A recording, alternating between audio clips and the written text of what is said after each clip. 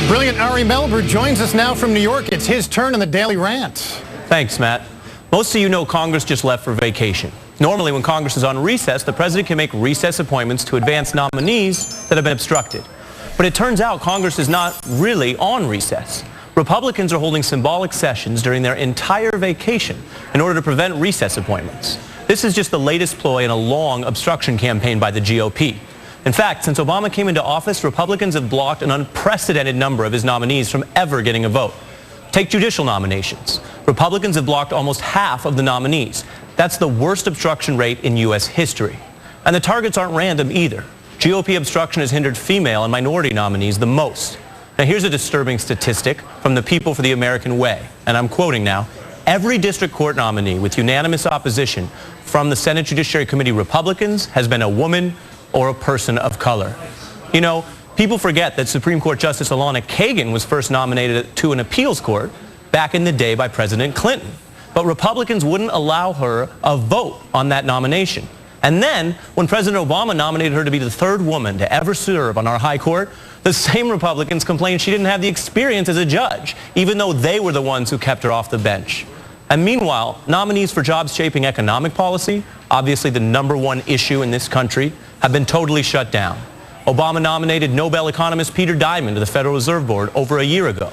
Republicans filibustered, he was renominated 2 more times, and he ultimately withdrew in disgust. The top spot at the famous Consumer Protection Bureau remains empty. Republicans even brazenly blocked votes on nominees for the Border Protection Commissioner at the Homeland Security Department and the head of Industry and Security at the Commerce Department. Both of those posts were finally filled through recess appointments last year.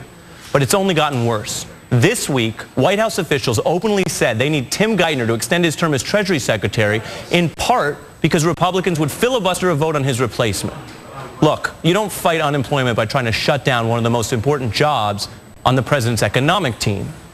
The solution to this dysfunctional mess is pretty simple.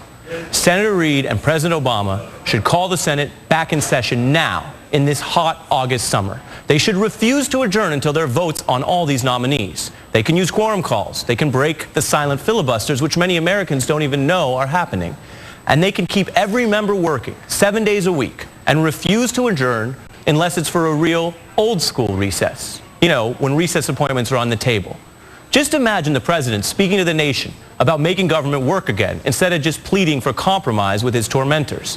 Imagine him seizing the initiative on a concrete action plan, and imagine him making a case for American government based on the people who want to serve our government, to run our schools, protect our borders, and put our people back to work. It says a lot about this Congress that they found a way to hinder our government and hurt economic recovery even while they're on vacation. Well, look, let's bring these guys back to Washington. Matt?